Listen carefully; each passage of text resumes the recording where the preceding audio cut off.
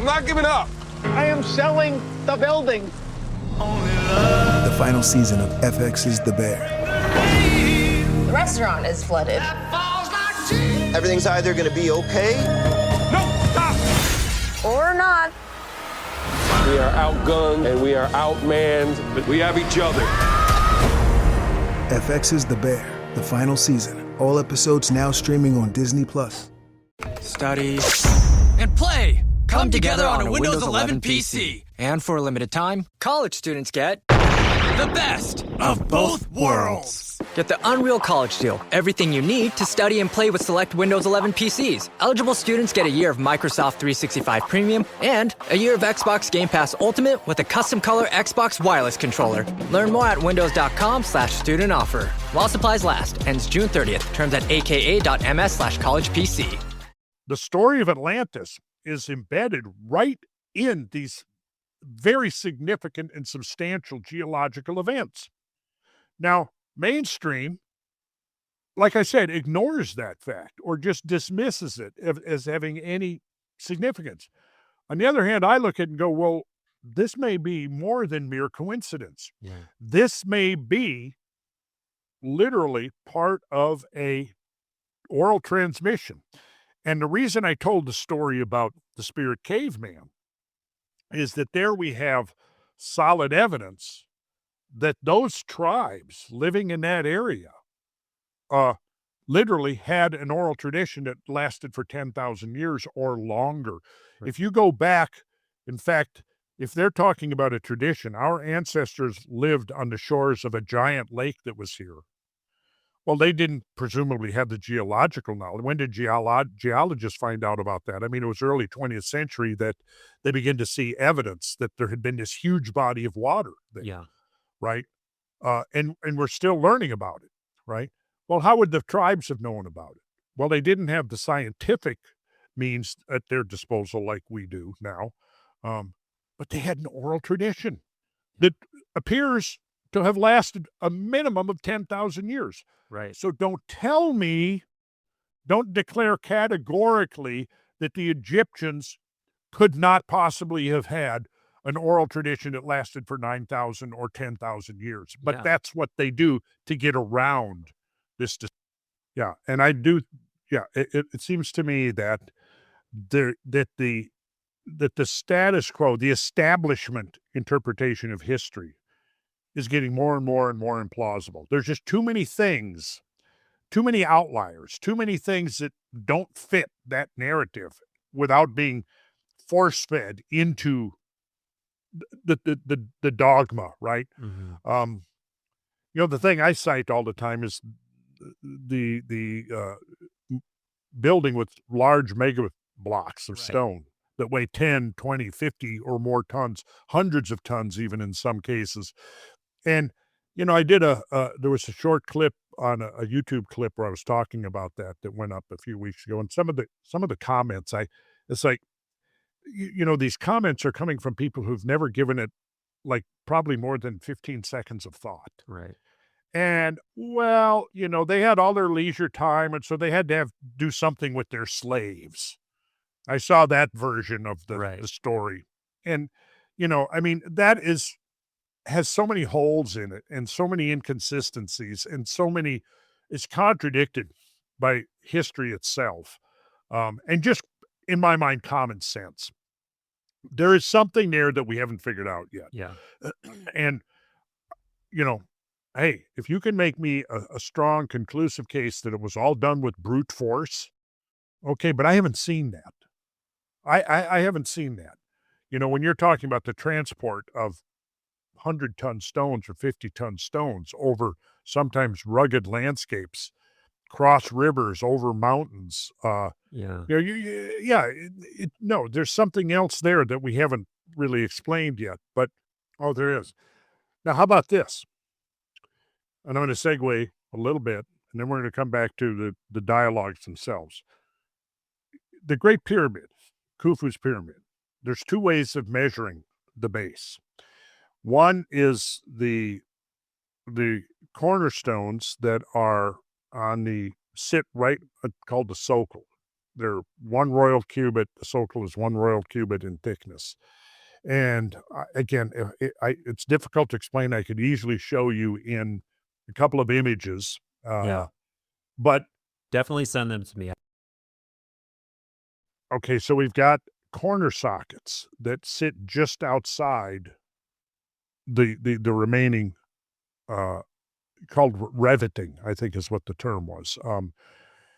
But basically, you had 2 ways of measuring the pyramid's perimeter, its base, right? So measured on top of the socle, and then that extended a little bit out, was 1 royal cubit thickness, which is about 20.6265 inches thick, and there were a second set of corners there. So the smaller distance sitting on top of the socle was just, it varied, but it was all within a few inches or so of being 755 feet.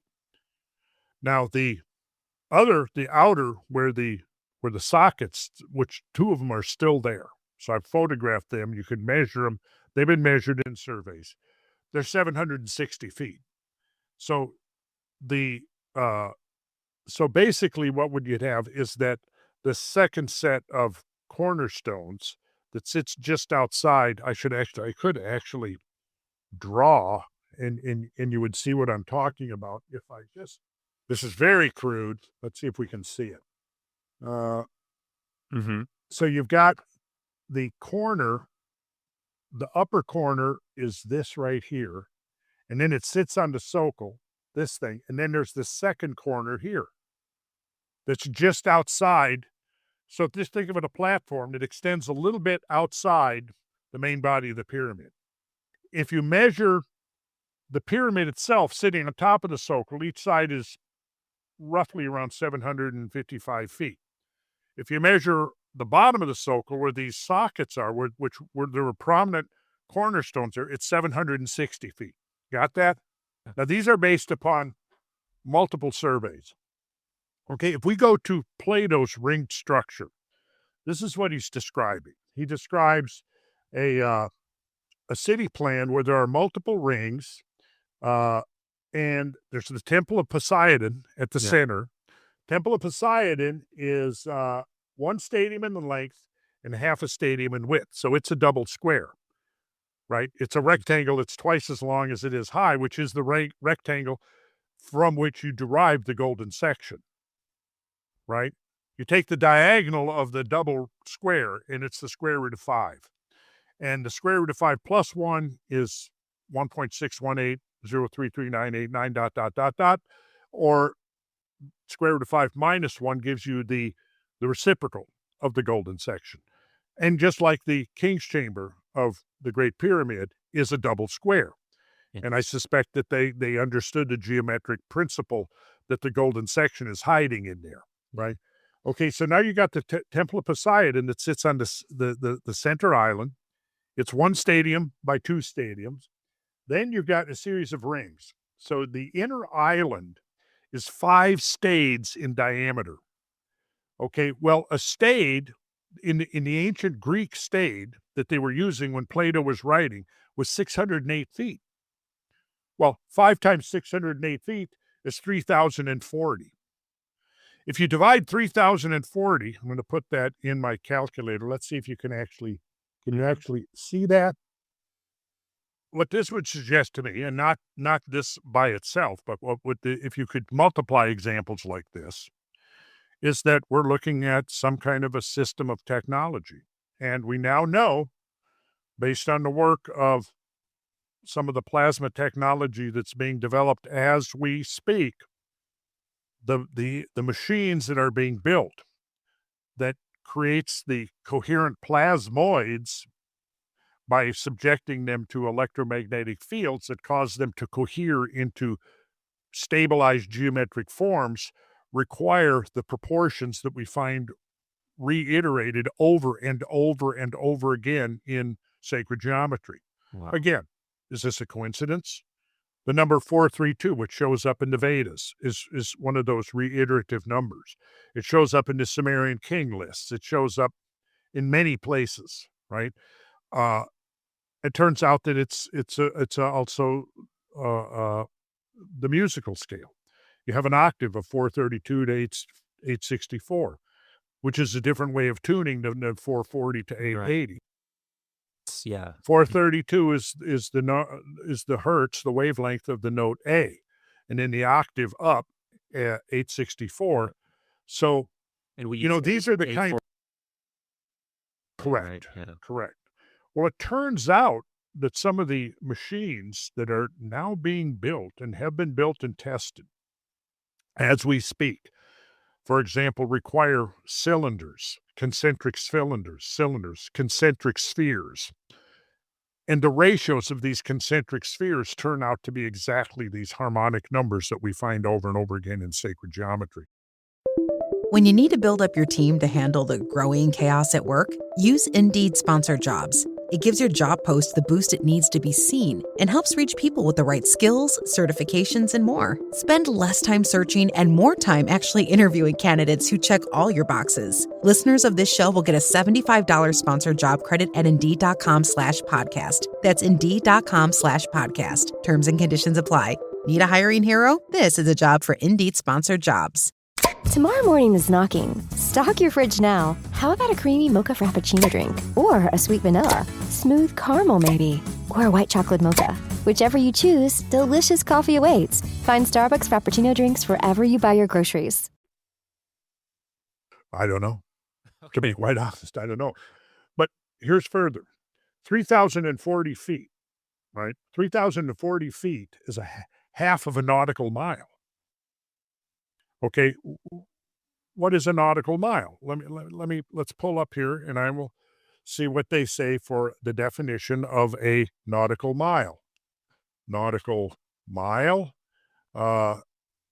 Here's what it says. A nautical mile is a unit of length used in navigation and defined exactly as 1,852 meters. We're not interested in the meters, but historically, it was defined as the meridian arc. The meridian would be a line. If you're standing outside and you look at the zenith overhead, and then you're looking at due south and you connected those by an arc, that's your meridian arc. Okay. So historically, the nautical mile was defined as the meridian arc length corresponding to 1 minute of a degree, 1/60th of a degree. So double. So this is what I'm saying here, is if you double the 3,140 feet, you have a nautical mile, which is 6,080 feet. Notice that that's 10 times the length of the Greek stade, which was 608. Coincidence that they're using a unit of measurement that is derivative from the Earth itself? There are 21,600 nautical miles in the circumference of the Earth of the equator, 21,600. Notice that that's half of 43,200, which is just an exponential expansion of 432. So yeah, it goes on. So 3,040 feet times 43,200. Yeah. Right? That works out to be 24,872.72 miles. And that, if you divide that, if you consider that a circle, 24,872.72, divide that by pi, then you're going to get the diameter of that circle, and it turns out to be 7,917 miles, virtually the mean diameter of the Earth. So over and over again, we're seeing these connections between ancient systems of metrology, ancient systems of architecture, the encoding of mathematical information into sacred writings, of which I would submit Plato was an initiated master. No doubt. Over and over again. Now, what does mainstream academia have to do to deal with this? Either just dismiss it out of hand, ignore it, or proclaim that anybody who's acknowledging this and recognizing coincidence on top of coincidence on top of coincidence is nothing but a pseudoscientist, a crackpot, etc., etc. Although I would submit that the real crackpots are the defenders of the status quo. Well, it feels like that to me as well. I may have gone a little further down this road than you have because I've been looking into, and I've been privileged to be firsthand in rooms with scientists scratching their heads who've been testing some of these technologies, going, okay, we see that it's working. We see what appears to be the transmutation of elements right in front of us. Wow. What's going on? How is this working? We don't know, but it's working. And it's going to, I think, precipitate a technological revolution that's now getting underway right now as we speak. India is going full tilt boogie on implementing this technology because, for one thing, some of the earliest references to this technology are in Indian sacred writings. So it's auspicious that it's come almost like full circle. The Vajra, which was the symbol of the instrument of cosmic power wielded by the gods, right? Well, the Vajra is a literal thing, and it is a device for the controlling of cosmic energy in the form of plasmoids. I think we can state that definitively now. Wow. And I think we are literally on the verge, on the threshold of recovering what has been basically lost for thousands of years, although it has emerged from its subterranean realms occasionally, just to let those in the world whose eyes are open to know that it existed. We see it, I think we see it evident at, during Plato's, from the time of Pythagoras to Plato in there. I think we see it at the dawning of the Piscean age, at the advent of Christianity. And there's a whole lot of submerged depths to Christianity that have been completely overlooked that I think that is going to be important. And I know to put some of this out here, the stuff I've been researching is going to be incredibly controversial. But what has happened is you have the Christ of faith and you have the Jesus of history. Yeah. And right now in mainstream Christianity, never the twain shall meet. Well, if there's any merit to this Christ of faith, there has to be this story, the Jesus of history, right? You can't ignore that. And to me, one of the questions I've always had, and this is not to get too far afield, is that, okay, let's look at the synoptic gospels, Matthew, Mark, and Luke, or the book of John, and the history of these and where they came from and how they emerged from the milieu of the time is very interesting in it itself. Yeah. If you want to look at this historically and scientifically, without all the theological trappings that everybody's wearing their goggles, and they're only looking at this through this narrative that's actually been contrived within the last 300 or 400, 500 years, right? Totally. But when you go back to the original, here's a question to me. Arguably, Jesus was the most important individual in Western history, if not world history, in the last 2,000 years. Certainly, I mean, if there's a small group, if you want to talk about, Buddha or whoever else, but who else comes close to whose influence and the impact of whose existence has reverberated through the ages like Jesus, right? Yeah. Yeah, well, what do we really know about him? Well, we know, okay, if we look at the stories, and they're not all consistent either. He was born probably in a place called Bethlehem, a little village called Bethlehem. Ostensibly his parents are Mary and Joseph. We know that the book of Genesis, not the book of Genesis, but we know that in the Gospels, it goes into great detail on showing the lineage from King David down to Jesus, showing that Joseph was in that lineage, which I find an interesting question in itself. Why, if the birth is virgin, Joseph is merely a stepfather, True, and is not really in the bloodline of Jesus, right?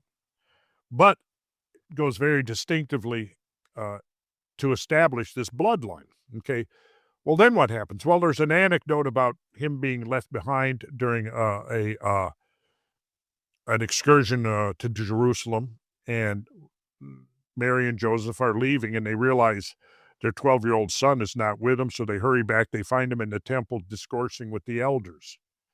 Then we hear nothing for the next 18 years until he shows up and gets baptized by John. Yeah. Now, the question I've got over and over again is, you know what?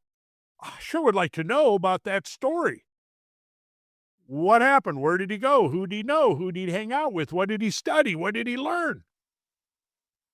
And yet, this guy is presumably the most important guy in the Western world in 2,000 or 3,000 years.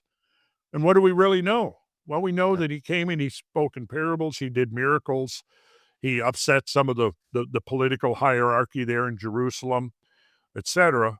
But aside from that, what do we know? Not much. But there is traditions out there that are very suggestive. And I think one of the things this leads us into is that there were traditions about that survived in Gnostic Christianity that was for the most part suppressed once Constantine declared, after his conversion, and declared Christianity being the official religion of the Holy Roman Empire.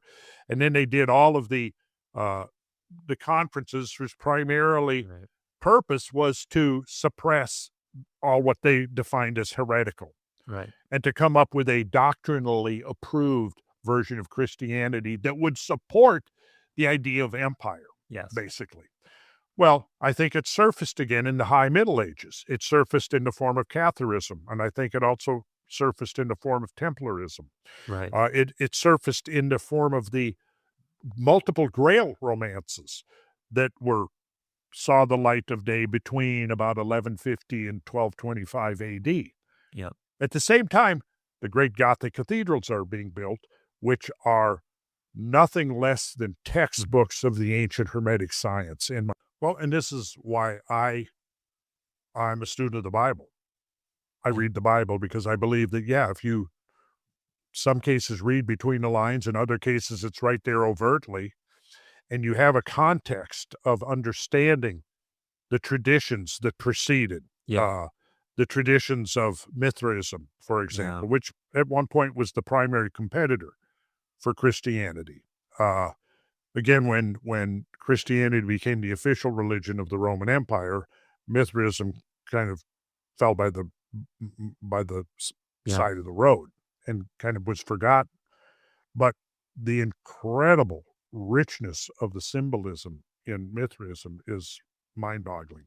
And in my opinion, complements the symbolism and inner meaning of the early Christian doctrines. Oh, very much.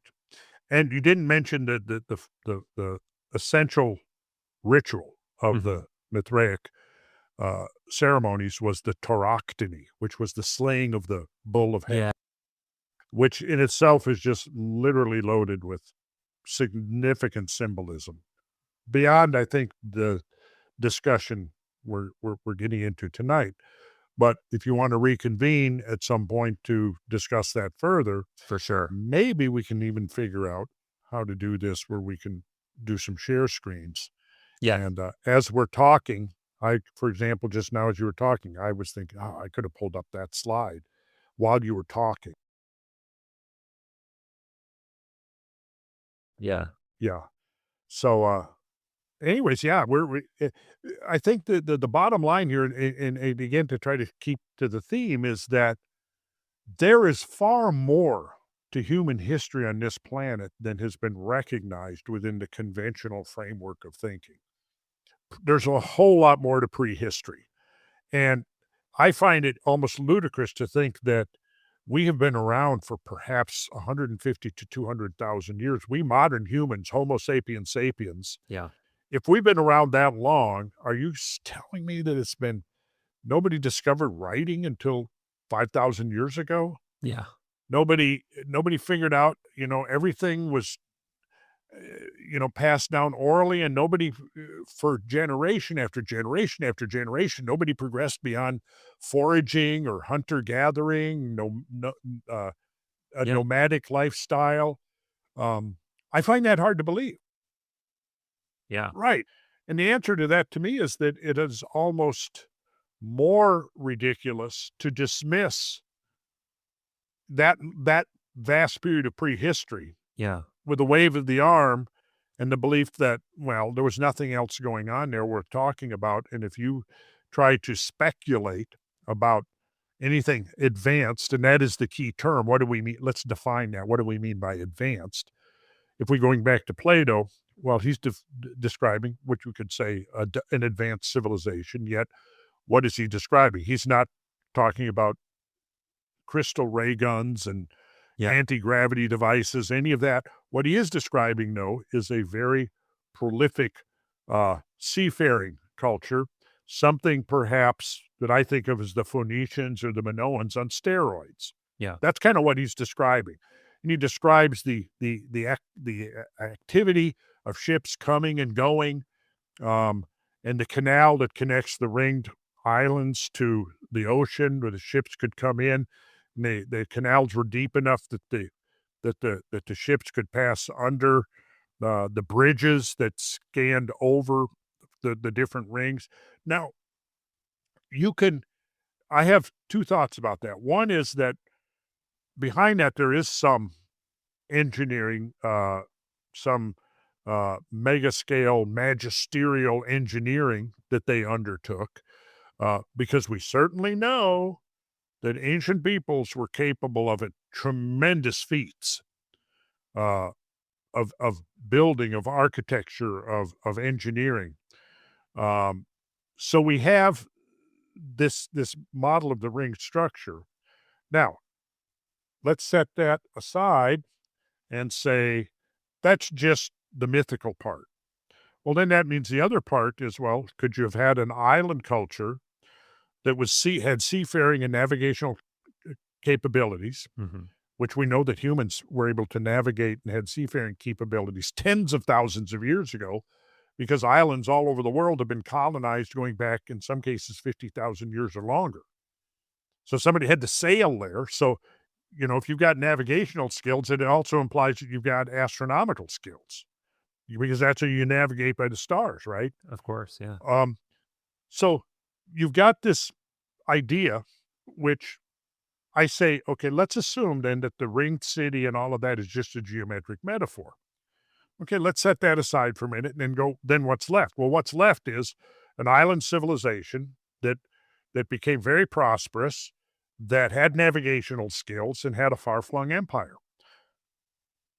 To me, that is not so implausible that we just dismiss it out of hand. Could AI help you do more of what you love? Workday is the AI platform for HR and finance that actually knows your business. We help you handle the have to-dos so you can focus on the can't wait to-dos. It's a new Workday. Right.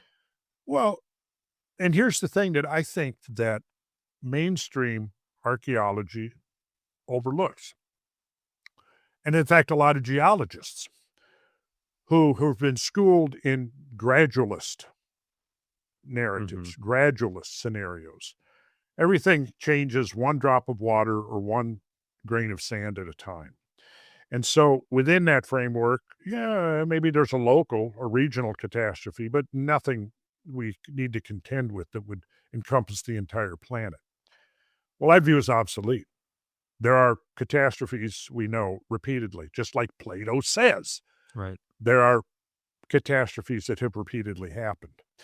And again, when you finally, it dawns on you and you get a realistic impression of what these cataclysms entailed, well, then you realize that, okay, if you're looking at a flood sweeping over the land, and this flood is literally approaching 1 billion cubic feet per second, which would be the equivalent of taking every single river on Earth. North America, South America, think of all the rivers in North America. What are the bays? Well, Mississippi, the Missouri, the Columbia, the Rio Grande, the Colorado, the Hudson, the Connecticut, the Mackenzie, the Yukon, all of those. Take the big rivers of South America, Orinoco, the Amazon, all the rest of them flowing out of the end. Take the rivers of Africa, the Nile, the Congo, etc., all of those rivers. Take the rivers of Europe and Eurasia. You've got the Yellow River, you've got the Thames River, you've got the Rhone, the Rhine, you've got these big rivers. Take every river on earth, let them all flow together as one current. You're still not. To get to some of these flood currents that swept over the earth at the end of the last age, you have to now multiply that by a factor of 10 or 20. It is unbelievable, but it's real. It's demonstrably real. And until you understand that, I take people to places where you're standing on the precipice and you're looking down into a chasm where literally 800, 900 feet of hard basalt bedrock has been ripped out by the power of this incredible power of these huge currents sweeping over the earth. Mm-hmm. Over and over again, every continent, even Antarctica, has evidence of these kinds of floods. So if you're looking at in most of these floods, in my shows, I'm now using a lot of LiDAR to show that pretty much every river on Earth has at one time or another carried hugely augmented flows. If you consider, end of the Ice Age, the 400-foot rise of sea level, and this is no gentle rise. This is in itself a catastrophic event because you've got, in 1 year, you might have 10,000 cubic kilometers of water being dumped into the oceans of the world. This creates incredible turbulence. The meltwater pulses that we've been talking about, meltwater pulse 1b, 11,600 years ago. There's Plato's date for the sinking of Atlantis, the subsidence of Atlantis. Well, I'll put it this way. That's not quite accurate. Here's what I would say. Okay, there have been multiple places proposed for the existence of Atlantis. The book I'm writing is called Atlantis Back to Plato. Because if you read every account of where Atlantis was, you have to modify Plato, some detail of Plato. If you accept the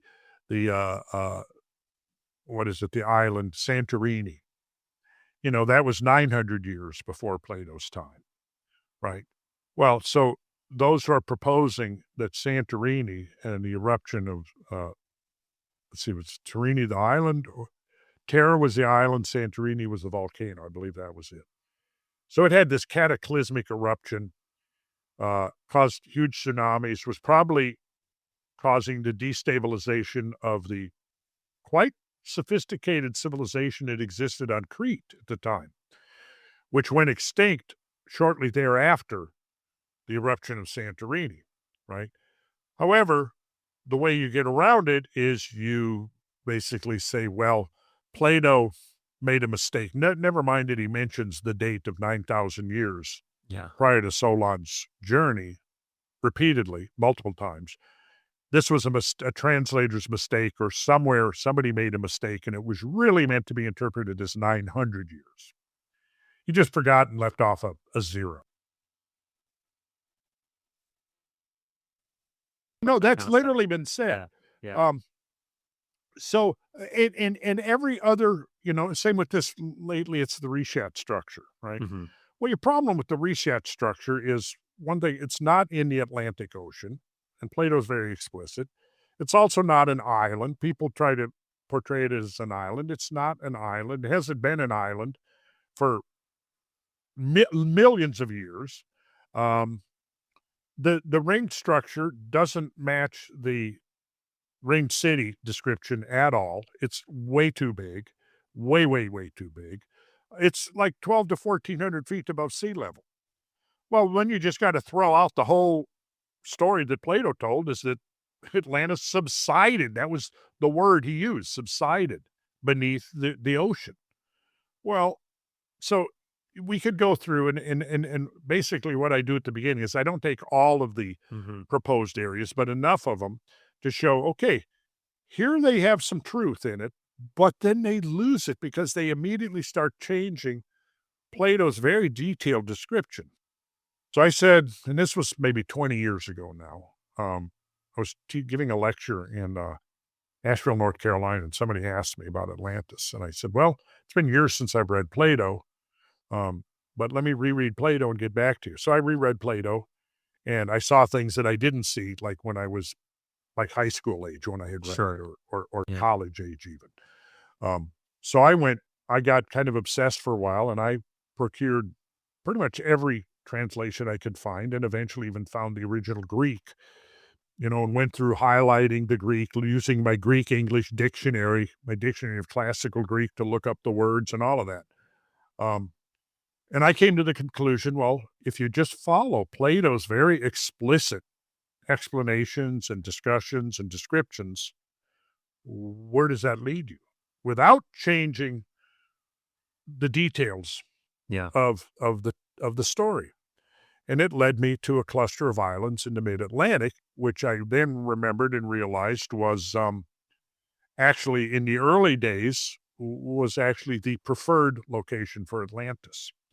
However, there was this study that came out in 1978, I believe it was, and it was a book entitled Atlantis, Fact or Fiction. And what I thought was interesting about that was that purported to be the authoritative account of the Platonic story. And then after that, it was pretty much Atlantis was dismissed.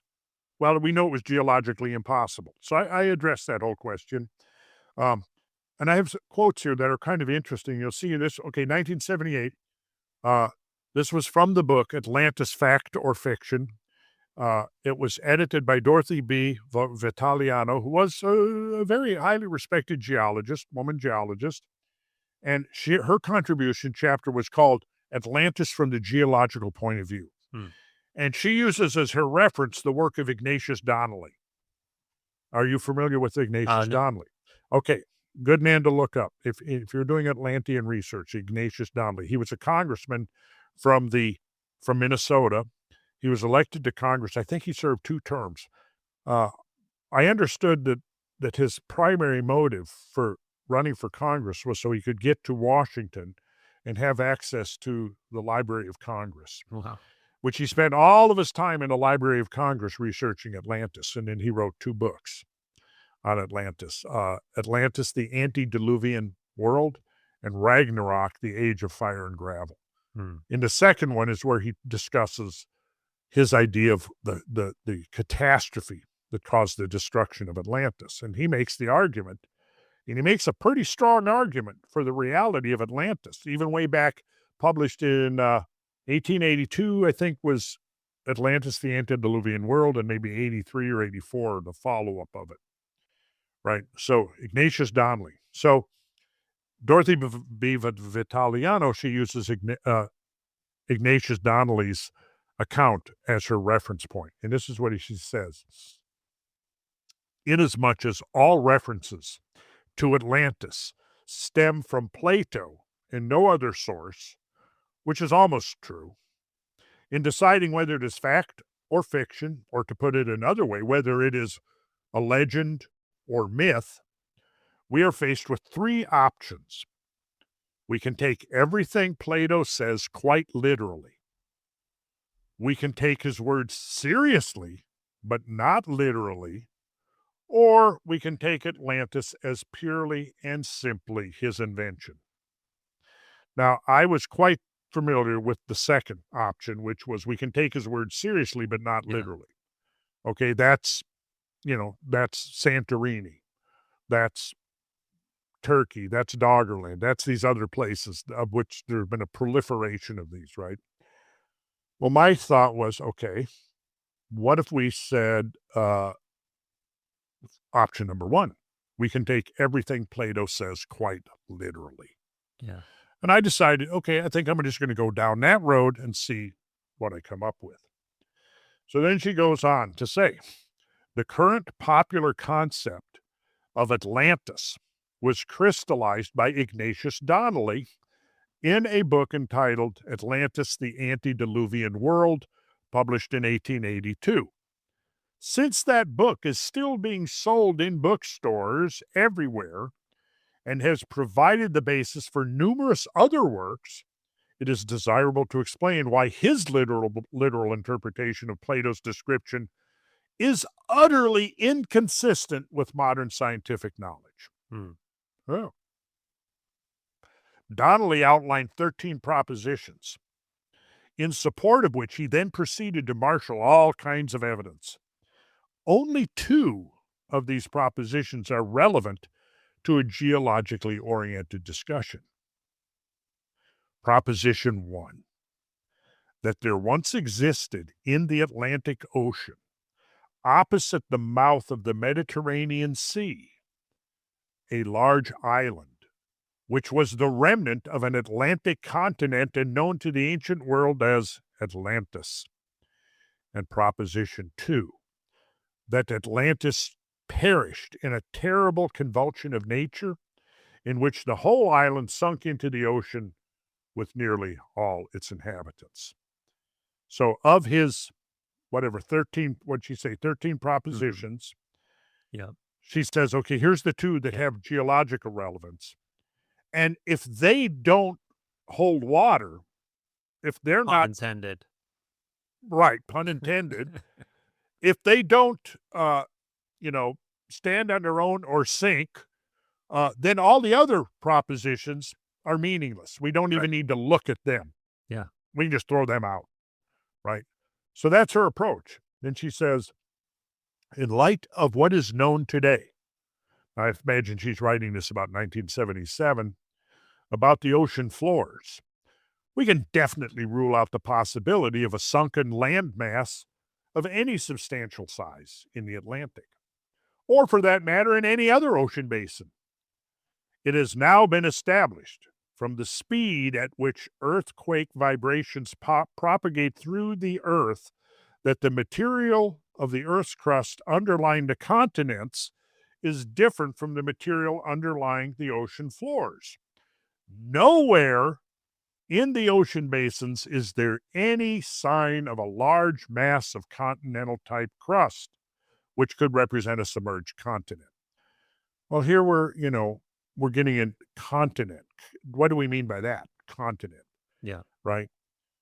As opposed to Plato's use of the word Greek term nesos, nun, epsilon, sigma, omicron, sigma, which means island. Means island, okay? So she's pretty confident about what we know about the ocean basins, right? So she then says that with an Atlantic site ruled out as physically impossible, all arguments that are based on racial, linguistic, or other cultural similarities on both sides of the ocean, which he documents pretty exhaustively, which would include the rest of Donnelly's 13 propositions, must collapse. With an Atlantic site ruled out as physically impossible, all other arguments must collapse.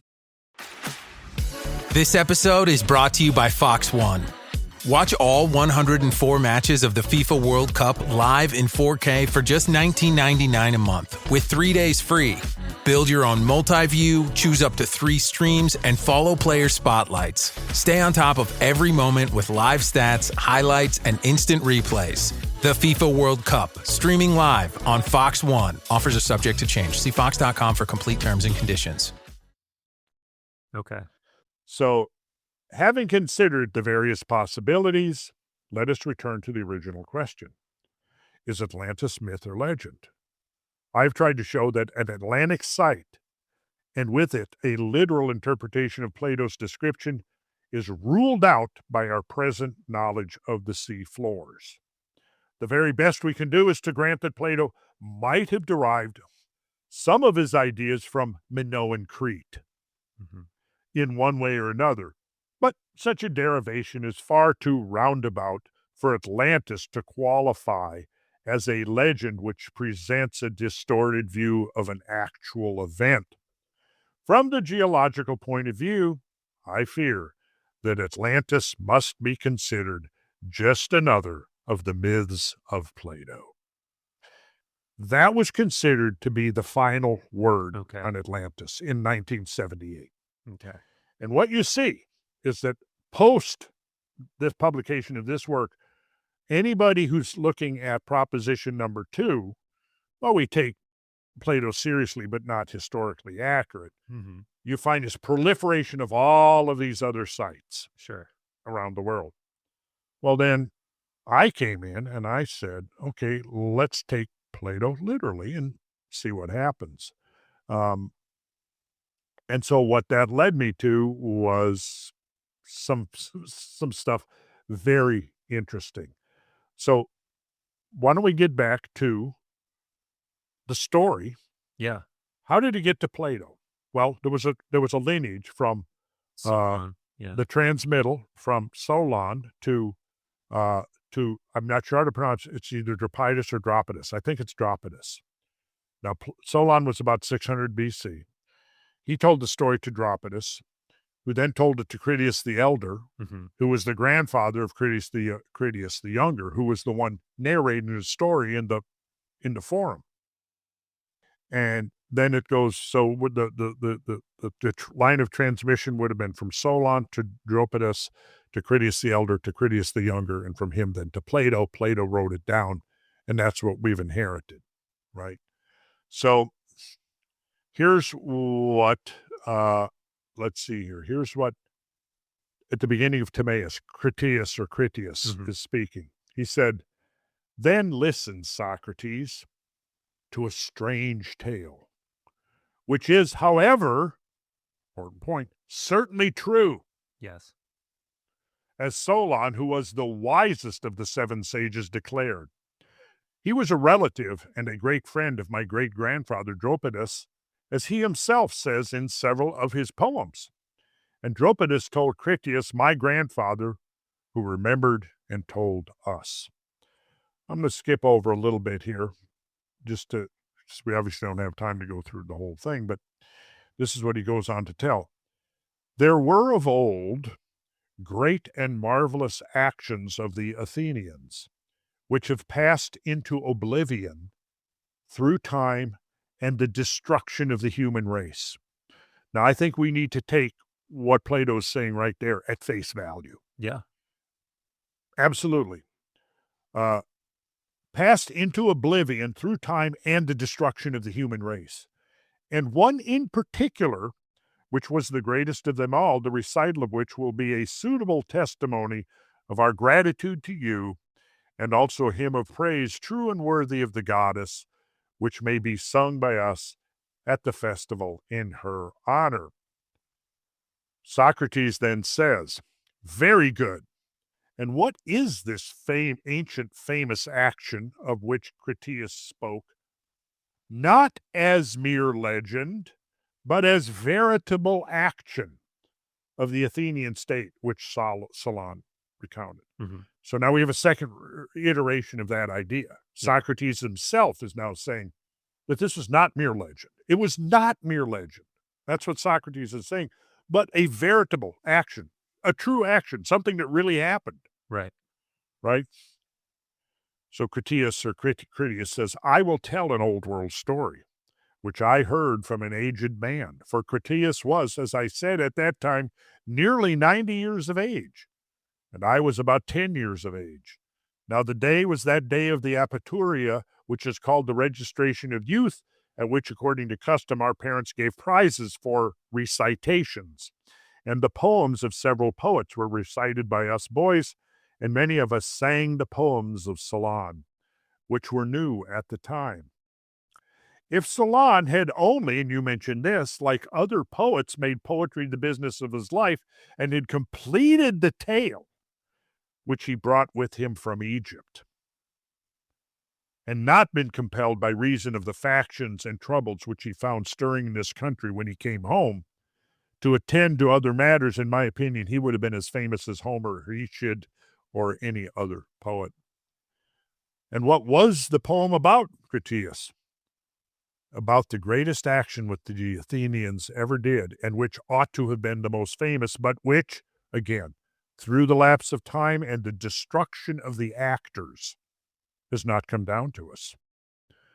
Now, I think that we could marshal evidence, a mountain of evidence, completely independent of what we just heard, that supports the idea that there have been many destructions of the human race.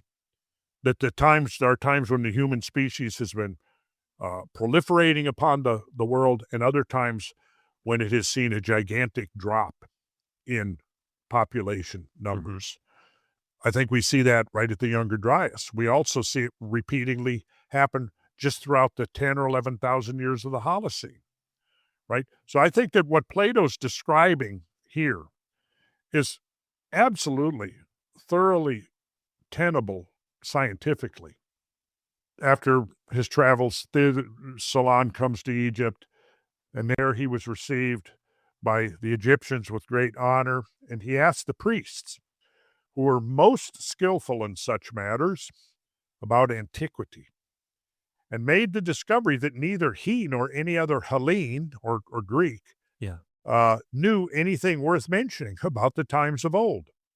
On one occasion, when he was drawing them on to speak of antiquity, he began to tell about the most ancient things in our part of the world, about Phronius, who is called the first, and about Niobe, and after the deluge, to tell of the lives of Deucalion and Pyrrha.